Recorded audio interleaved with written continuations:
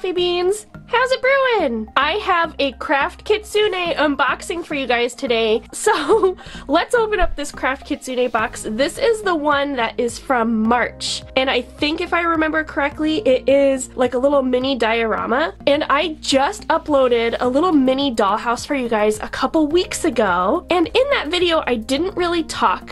Actually, I didn't talk at all. It was just music, which I was actually kind of surprised was not very popular with you guys. You guys like to hear my voice, apparently. Really? You like to hear it? So when I build this, I will, I'll talk to you. I suppose I'll talk to you. So let's open it. See what we got. Whoa! Whoa! Ooh, there's a lot of stuff in here. And we got tweezers! This is so helpful. I already have tweezers like this where they're kind of curved, but those are like ugly and gray. These are cute and pink. We all know I like pink. What else? Okay, we got some of the fake moss. Is this lichen or lichen? I think it's lichen. Moss lichen. Lichen. I grew up in the desert. I'm unfamiliar. We got these two fake flowers. It's like this is like a purpley kind of green. And then this is just like a plain white kind of green. Oh, they're kind of waxy. Let's see. Oh, we got wire, which that will come in handy to make like a little bench or a little bike, little chairs, like a garden table would be cute. Got some super glue. Oh, here is the kit itself. Oh my gosh, it's so cute! Stop. Oh man. This is adorable. So cute. Okay. I'm already looking, and my first thought was to kind of update it, kind of like I did with my other mini dollhouse. If you haven't seen that already, I'll put a link in the iCard and in the description so you can see. Typically when I do these little mini diorama kits, I usually kind of update it myself by like painting the walls a different color or painting the furniture a different color or whatever. This, I actually already really like how it looks. It looks very natural, reminds me of a Hobbit hole. Except the door's not round, but so I don't know if I'm gonna change it. I don't know, we'll see. And then of course here is her little pamphlet. This kit came with a lot of goodies inside, and everything was wrapped really nicely in this clear cellophane. So it came with these 3 pieces of wood, it's kind of like the frame for the garden. It also came with this weird kind of wire that's like coated in a cloth. It came with some little pieces of sand and small pebbles. Fake moss. This is like a little fence and like another little small piece of wood. I love this door too because it's super cute and it came with a handle already attached, so I don't have to make a handle. Here is a window frame and 2 little corks. It also came with some fake flowers, so this is kind of like a fake paper, kind of bamboo or tree. These flowers are actually real. They're kind of like a preserved daisy, I think. They're blue and white. They're really small and delicate. Then it also came with these fake plastic kind of grass pieces and purple flowers. And lastly, it came with this paper that you cut out for the walls and the floor. It's kind of like a fake wood. And it came with 2 huge pieces of paper of instructions and also what you get inside the kit. But it was all in Japanese, which wasn't really that big of a problem because I was able to use a translation tool on Google to figure out what it was telling me to do. But that being said, the kit was pretty straightforward, so it wasn't hard. Liz also included this super glue gel in the March box, but I actually didn't use it for this project. Instead, I used my Beacon 3-in-1 glue and also my tacky glue, and these are kind of my go-tos whenever I do a mini house kit. The tacky glue is good for any of the paper things, and the 3-in-1 is good for like a quick bond with wood things. To get started, I cut out all of my paper pieces, and I hope you enjoyed that transition because it took me forever. First thing I'm gonna do is glue down the paper onto all of my wood, and so I applied the tacky glue first, and then I connected back with my kindergarten self and used my finger to smear the glue around. You could definitely use a cotton swab or a paintbrush to do this, but why bother when you can use your fingers? This was actually really fun to do, and I kind of felt like I was connecting with my messy finger painting kid self. The reason you want to rub it in though is because it makes it nice and smooth and gets that glue all over the surface so that when the paper lays down, it doesn't get any air bubbles. Also, it's really easy to get the glue off of your hands. All you have to do is just rub your hands together and the glue turns into these little balls that fall right off. So it's a really easy cleanup too. Would this be considered a life hack? I feel like everyone did this in kindergarten. See? No more stickiness. To make sure my surface was extra flat, I picked up the wood piece and laid it down onto the paper and then pressed it all over. I kind of smoothed it out with my fingers too. I used more of a gentle touch than a heavy touch because I didn't want to rip the paper. And I set this aside to dry. Then I did the same with my other wood pieces.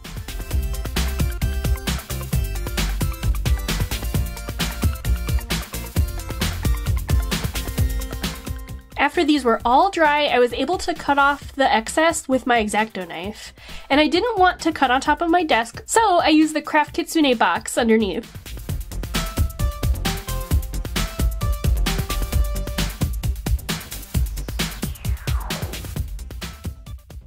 Now that everything's cut out, it's time to assemble. So I'm going to use my Beacon 3-in-1 glue.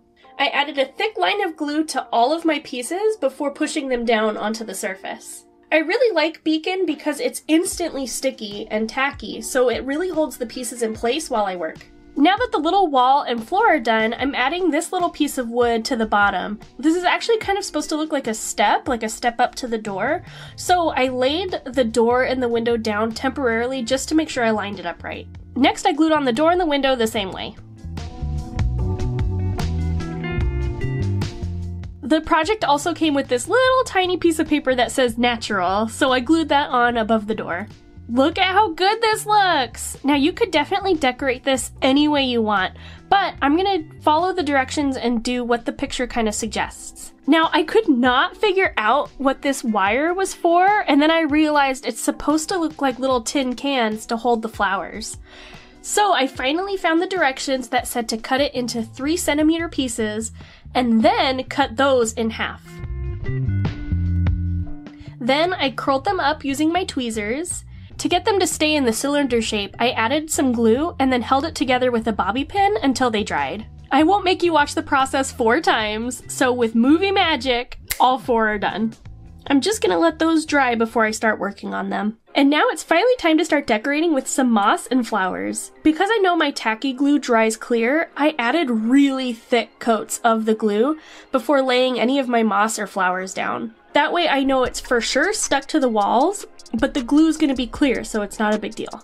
I definitely didn't get very creative with where I put my flowers and stuff. I kind of just looked at the picture of the finished project that was provided and kind of just went from there. And honestly, using their picture as an example of what to do was more relaxing for me personally than kind of creating my own scene. Then to attach the plastic flowers, I used my 3-in-1 glue. The 3-in-1 glue works better on things like plastic and wood than the tacky white glue does.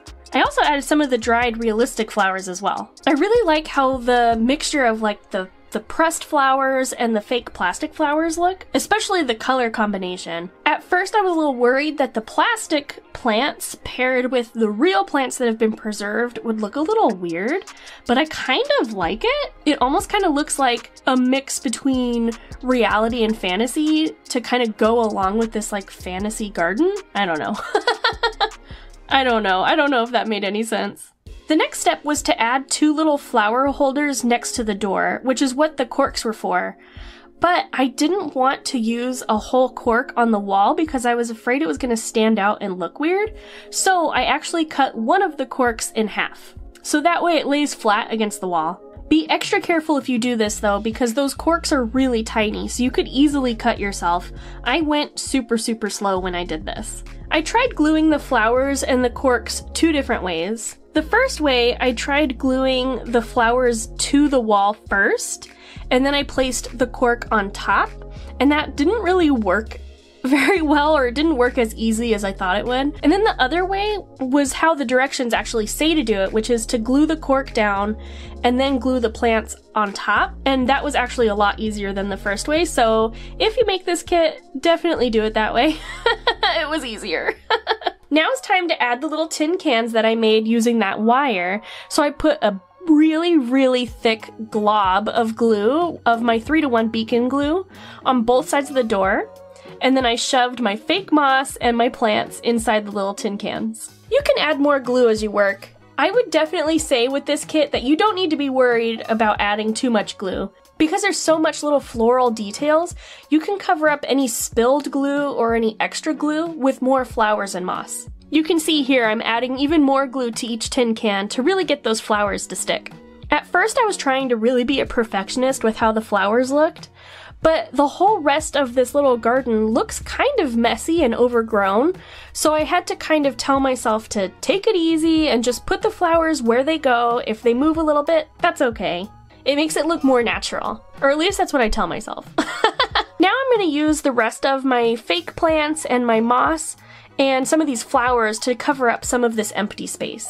So again, I'm using the 3-to-1 beacon glue in huge globs all over the walls and the floor to make sure that these pieces of plants stay down. Everything dries clear, like I said, so it's okay if it's a little messy. I really wish I lived in a place like this, don't you?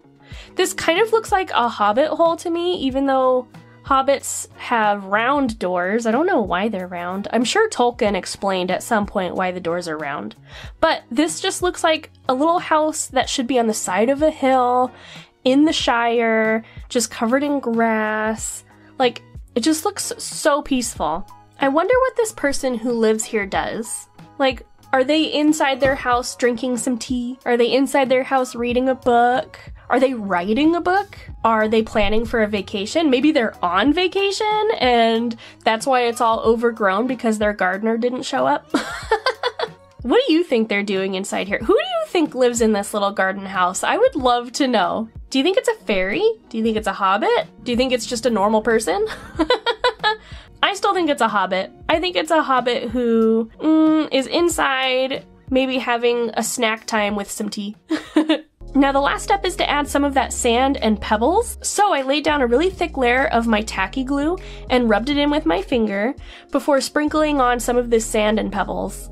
And I pushed those in place with my finger to really make sure that they were stuck in the glue. And to cover up some of those empty spaces where I couldn't get the sand, I broke off little pieces of the fake moss and pressed it into the glue. This really helped add to the ground cover kind of look and the overgrown kind of look, so I'm really happy that I decided to do that. Now, I could finish here because this was the whole kit, but I felt like it was missing something. So I ordered these little tiny lights off of Amazon, and it came with the wiring and the battery pack. This is something you'll usually see in a mini dollhouse, and I thought it would be perfect here. Using this lantern mold that actually came in another Craft Kitsune box, and that video will be coming soon, I managed to make half of a light fixture using half of this lantern mold. So I mixed some of my UV resin with white pigment until I got a kind of semi-opaque white color. Then I scooped it into my lantern mold, set the mold on its side, and cured it under my UV light. It was kind of hard to get this out with my gloves. My gloves kept getting stuck inside the lantern mold. But look at how perfect this little light fixture looks. It looks just like something that you would have outside of your house on your front porch. So I lined it up on my little wall and I drilled a hole with my hand drill. I started with a small hole and then made it a little bit bigger with a bigger size bit. Then I fed the wires for my light through the hole and then super glued the bulb to the wall.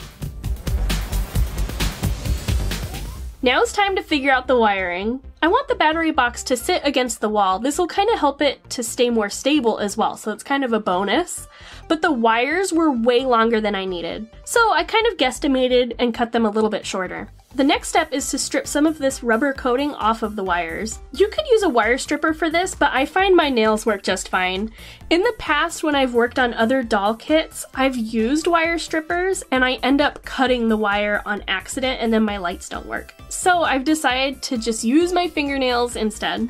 I did the same thing for the white and gray wires. And it should look like this. The directions for the lights didn't tell me what color wires needed to connect. So I let the wires touch until I could get the light bulb working, and it ended up being black to white and red to gray. Next, I twisted my wires together, which should look like this. Then, to make sure it's secure and safe, I wrapped it in my electrical tape.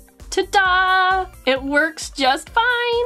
The final step is to add some wire designs to my little lantern. So using the wire that Liz included in the box, I cut 2 little loops and attached them to the lantern with some super glue.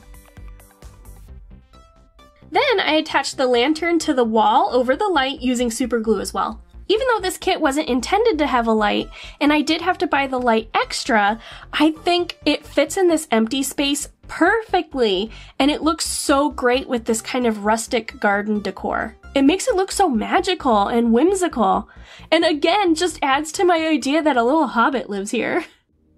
I love this little garden so much, and it was so easy to put together. Altogether, it only took me about an hour and a half to do the whole thing.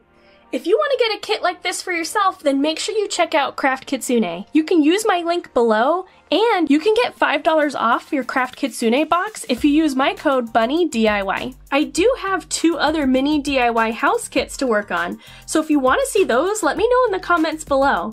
And if you haven't already seen my mini library, then make sure you click on the link below or in the iCard. That video doesn't have any talking, just relaxing music. If you like this video and you want to see more, then make sure you subscribe. You can click the little bell to get notified of when I post. I upload videos every Monday at 9 AM Pacific Standard Time. Thanks so much for watching, everyone. Love you a latte.